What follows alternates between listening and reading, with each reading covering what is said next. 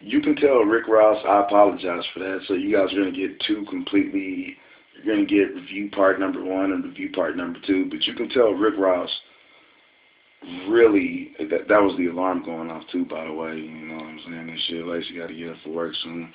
But you can tell Rick Ross really let him do his thing.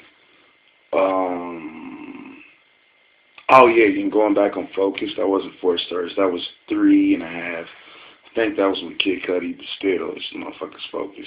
Sabotage, really Tupac-ish, dope as fuck. Track number 9 is called White Linen. And this is a fucking classic. I don't give a fuck who you are. I think Lloyd's on this one. I didn't put the features on here, so you have to excuse me if I'm incorrect. But I pretty much know everybody that's on the album. I'm telling you, there ain't too many people on the album. And it had a Prince feel, like the beat, the drum, like, oh. Anyway, yeah. I'm tired, so y'all have to excuse me. But what else do we have? Track number 10, because I know this alarm's going to keep going off, so I'm going to speed it up a little bit. Track number 10 is called Slight Work, and I gave that 3.5 stars as well. Okay, the album is an A. It has to be an A. I think it's not even an A minus. I think it's an A, just an A period. Not necessarily A plus because of his features. I think if he just would have, honestly, I think he could have did the whole album to the face, like a motherfucking 12-inch fucking, what we used to smoke back in the day, Crystal Vegas. Man, he could have took that. He could have took a fucking quarter blunt to the dome on this album. I'm telling you, dude, it's that good. This album is that good. I'm not exaggerating.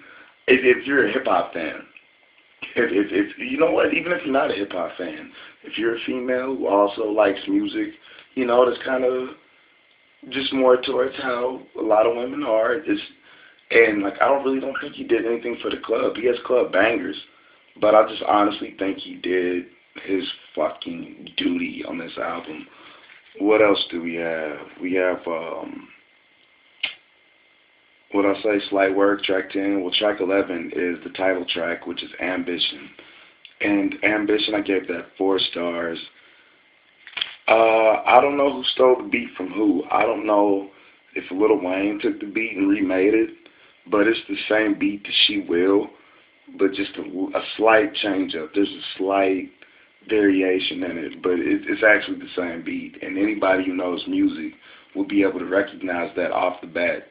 But I don't know, man. I gave it 4 stars.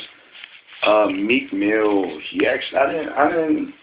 And Meek, your album. I don't know if you already dropped the album or you dropped the mixtape, but your album better be fucking hot, dude. Actually, Ross, your album better be hot.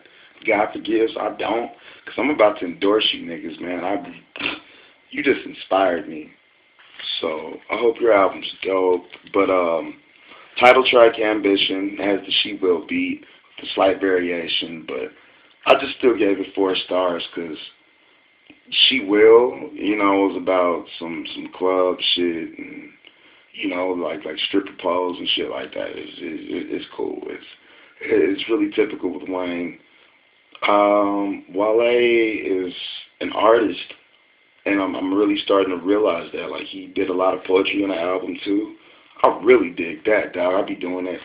Actually, I got a good compliment one day, and somebody said, because like I was rocking out with the band when I, you know, we used to have jam sessions and shit, and I would, instead of rapping all the time or singing, I would actually just go into like doing like freestyle poetry in my head.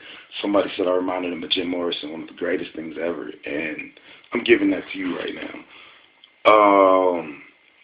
Track number 12 is called Illest Bitch. 4 stars. Also, Tupac-ish is a motherfucker. It's just about him showing love to black women because y'all need that. I love my sisters too, and a real sister really shouldn't get offended by being called the illest bitch or the realest bitch, because you know how we mean it. Like, I wouldn't just call you a bitch blatantly for no reason unless you deserved it. But the illest bitch to him, the way he conveyed it, trust me, if you listen to it, you're going to love it. I don't give a fuck. number 13 is called No Days Off. I gave that 3.5 stars. It wasn't bad. I kind of didn't necessarily feel the beat, but I'm pretty sure if I heard it in the car and Nick was drunk, I'd be like, No Days Off. But yeah, so I give that 3.5 stars. Track number 14 is called DC or Nothing, and that's more so about like the people he's lost growing up in DC and the violence and everything he was surrounded with. And he's real on this record too. Like he was talking about how okay, he's not a gangster, he's a school nigga. Like, you know, but he grew up around gangster niggas, and so like he kept it 100. I'm telling you, this album is so fucking solid, and I gave that 4.5 stars. Fuck it, let's go ahead and give it a 5. Just so I can just be done with that. You know, I'm getting tired and the alarm's about to go off any minute now. So, track number 15 is That Way, which you also know, with him, Rick Ross, and Jeremiah, and I think it was a nice way to close out one of the best albums of 2011, and I think it's a great way to start 2012, man. So I just want to say big ups to Wale. Do your thing, boss. You know what I'm saying? You deserve it, man. You better hit a fucking million records, dude. I'm so serious about this one, you guys. Don't get me wrong. I love Tech. I feel like I hope Tech hits a million to this Wale record. I'm talking about it's for men, women, black, white. It doesn't matter where you come from. This is so lyrical, but it's also so soulful. It's so it has everything that you want to encompass in the record. Okay, you got it right there. It's DK the Absolute. Facebook. I'm signing out. I'm gonna drink a little bit more and I'm gonna take my ass to bed. You guys have a great one.